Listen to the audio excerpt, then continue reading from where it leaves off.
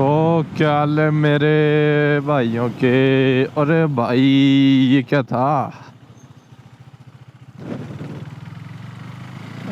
पूरी लीन खराब कर दी लींगरे ने। ओप्स, हेयर कम्स शार्प भाई साहब। तो यार हम बात कर रहे थे अपनी KTM ड्यूक 390 को कंपेयर कर रहे थे बुलेट के साथ। ये पार्ट 2 होगा या क्या होगा, ये तो मैं बाद में देखूंगा एडिटिंग करते टाइम। बट अभी क्या था ना कि हमने वैसे कंपेयर कर लिया था ब्रांड को। अब ब्रांड के साथ साथ बाइक्स और उनकी सर्विस कॉस्ट भी कंपेयर कर लेते हैं। तो ओ या तो अब देखो, सबसे पहले तो मैं इसको बुलेट से कंपेयर करता हूँ 350 सीसी वाली क्लासिक या मेटियोर से। हालांकि जो कि कंपैरिजन बनता नहीं है, बट स्टिल एक तरीके से प्रैक्टिकलिटी और बाकी बाइक्स के फीचर और मतलब ओवरऑल एक हम एक्यूमुलेट करेंगे चीज़ों को, मतलब कंसोलिडेट करेंगे। तो देखो, सबसे पहले तो हो गया प्रैक्टिकलिटी। मैंने आपको बताया था वेट में तो ड्यूक हल्की है, तो निम्बल एजाइल तो यही है, ठीक है। बाकी अब अगर आप बात करोगे मैन्युवरेबिलिटी और इन सब की, तो अभी ड्यूक ही आ गया। बट एक जो कंफर्टेबल राइड रहती है ना,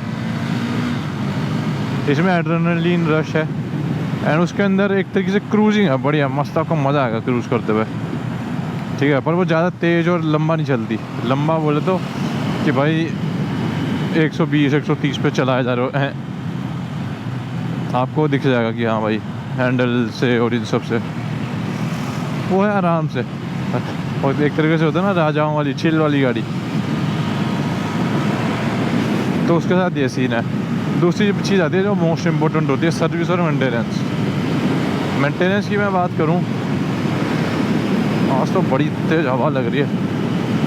मेंटेनेंस की अगर मैं बात करूं तो भाई देखो, मेंटेनेंस हमारा जो ड्यूक है वो ले लेते लगभग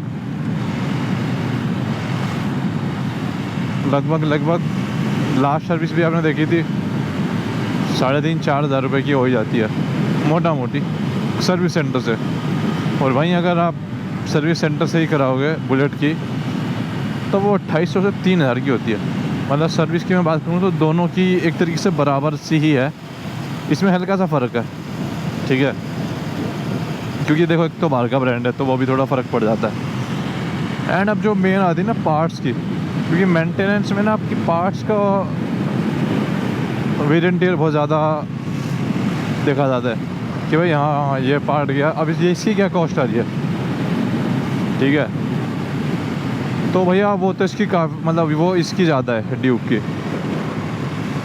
क्यों, आपको पता ही होगा कि भाई इसके ब्रेक पैड थोड़े परफॉर्मेंस वाले आते हैं, ठीक है। बाकी सारे पार्ट्स वो परफॉर्मेंस पार्ट्स होते हैं, तो वो ऑब्वियसली थोड़े बहुत महंगे ही आते हैं। तो ये चीज़ है इसके अंदर। तो उसके ब्रेक पैड तो 300-400 रुपये के आ जाते हैं यार। इसके अगर आप नॉर्मल लोगे तो 600-700 के आएंगे, और अगर ब्रेम्बो या फिर परफॉर्मेंस वाले लगवाते हो तो वो आपके 3-3 हज़ार तक के आते हैं, ठीक है। और मेन चीज़ तो यही है कि यार वो थोड़ा सा इंडियन ब्रांड भी है, ठीक है। ओ यार गज़ब। और ओवरऑल जो चीज़ ये ऑफ़र करती है ना, वो नहीं करती जो चीज़ वो ऑफ़र करती है, ये नहीं करती। तो दोनों ही एकदम अलग है। हालांकि मैं फिर भी आपको जस्ट एक, अगर आपको चॉइस करनी है तो मैं बता देता ये सब।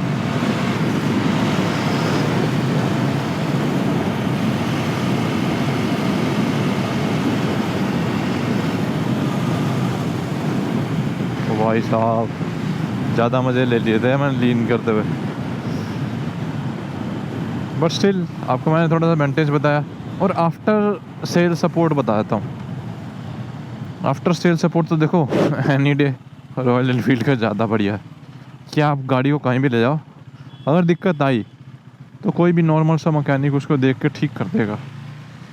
लेकिन इसको ना लोग छूने से डरते हैं, कहते हैं नहीं भाई कोई दिक्कत हो गई साला बंदा हमारे सर पड़ जाएगा, क्योंकि ये गाड़ी इतनी आसानी से ना खोल नहीं सकता बंदा। जैसे जर्मन गाड़ियाँ हो गई है ना, ठीक है, वो थोड़ी सी चीज़ें कॉम्प्लेक्स होती है। तो जो मैकेनिक होता है और इंजीनियर में यही फ़र्क होता है मेन, इसको मैकेनिक नहीं इंजीनियर देख पाता है, और हालांकि उन गाड़ियों को मैकेनिक भी देख लेता है।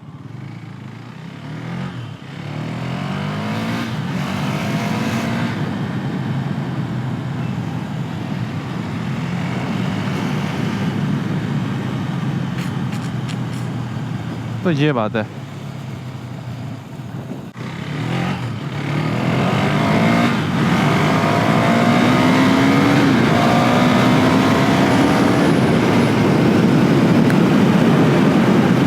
तो मैं ये कह रहा था कि गाड़ी तो देखो पहले आपको अपने हिसाब से ही देखनी है कि कौन सी लेनी है, ठीक है, कौन सी गाड़ी आपका पर्पस कैटर करती है, ठीक है। अगर आपको पावर चाहिए तो आप आरी में भी GT-VT पे जा सकते हो, बट फिर अगर वही है कि आपको उसके हिसाब से देखना है कि यार मैं क्या वो बाइक संभाल लूँगा, भारी है, ठीक है, उसमें ये सब दिक्कतें हैं, क्या वो मैं देख सकता हूँ।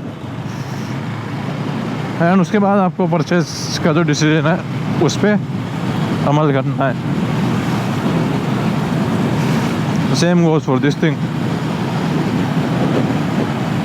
एंड बाकी देखो रीसेल वैल्यू भी थोड़ी मायने रखती है कि यार मैं ज़्यादा टाइम नहीं चलाता, तो भाई देखो आरी की रीसेल वैल्यू थोड़ी ज़्यादा बढ़िया है इस बार मतलब ड्यूक से। तो ये सब फैक्टर्स होते हैं। सर्विस का मैंने बता दिया, बट अब हाँ अगर आप GT लेते हो ना तो कहीं ना कहीं सर्विस दोनों की बराबर ही पड़ जाती है।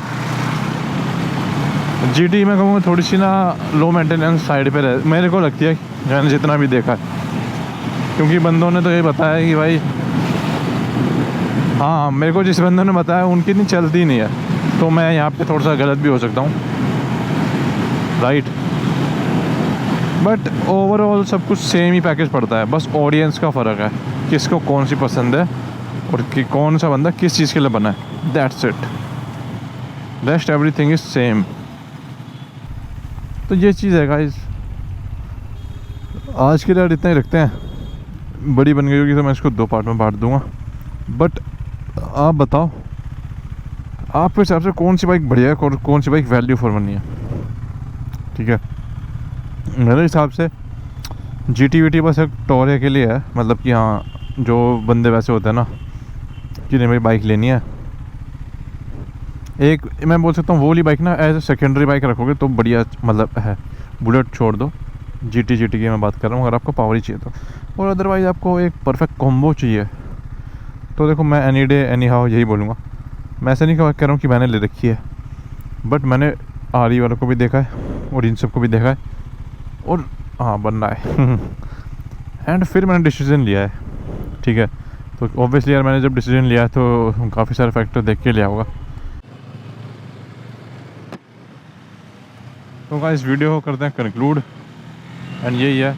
मॉडिफिकेशंस का भी एक पॉइंट रहता है बहुत बंदों के दिमाग में कि भाई मैं तो मॉडिफिकेशन और बाइक एंथुसियास्ट हूँ, तो कौन सी लेनी चाहिए। तो भाई सिंगल सिलेंडर में जो मॉडिफिकेशन परफॉर्मेंस के मामले में इस बाइक पे होती है ना, मैं नहीं बोलूँगा कि भाई GT में हो पाएगी। एज ए डुअल सिलेंडर है, उसके अलग फ़ायदे हो गए, मोड करा लो, बट वो उस हिसाब से नहीं है। पावरट्रॉनिक इसमें लोग ज़्यादा लगाते हैं क्योंकि ये बनाई उसी लिए है, तो कामयाब है उसके अंदर।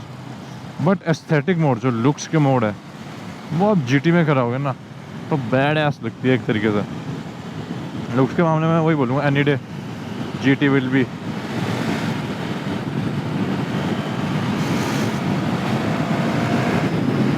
बट GT पे आप ये सब नहीं कर सकते हो अगर आप बहुत हैबिचुअल हो गए और हैवी राइडर बन गए हो तब। ये था। तो भाई कंक्लूजन इसका यही है कि अगर आपको ऑब्वियसली परफॉर्मेंस चाहिए तो आपको आरी के अंदर तो बड़े सेगमेंट में जाना पड़ेगा, और अगर आपको बगैर बड़े सेगमेंट में जा ही रहे हो तो मेक श्योर उसके कौन सा आप देख लो। और अदरवाइज़ तो एनी डे एनी हाउ। अब तो KTM थोड़ा ठीक भी हो गया, बजाज ने ख़रीद लिया, तो वो दिक्कतें नहीं है जो पहले थी इसके साथ। एंड मुझे क्या लग रहा है क्योंकि अब बाइक्स भी थोड़ी ठीक बना रहा है तो ओवरऑल धीरे धीरे कवर कर लेगा। बजाज को भाई उठना आता है, ये देखा है। पल्सर देखो बीच में डेड हो गई थी, अब वापस मार्केट कवर कर लिया है। सॉरी। तो बजाज के पास है KTM, तो मेरे ख्याल से उसका जो फ्यूचर है वो सिक्योर है एक तरीके से, जो कि आरी का तो ऑब्वियसली है ही।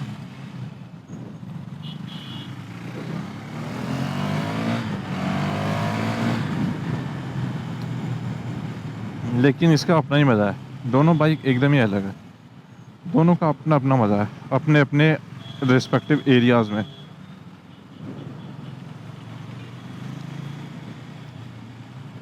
GoPro भी आज काफ़ी चल गया, लेकिन बैटरी है नहीं इसमें। हाँ, वो एकदम रॉ आती है, इसके अंदर फिर भी आपको कुछ फीचर्स तो मिल जाते हैं।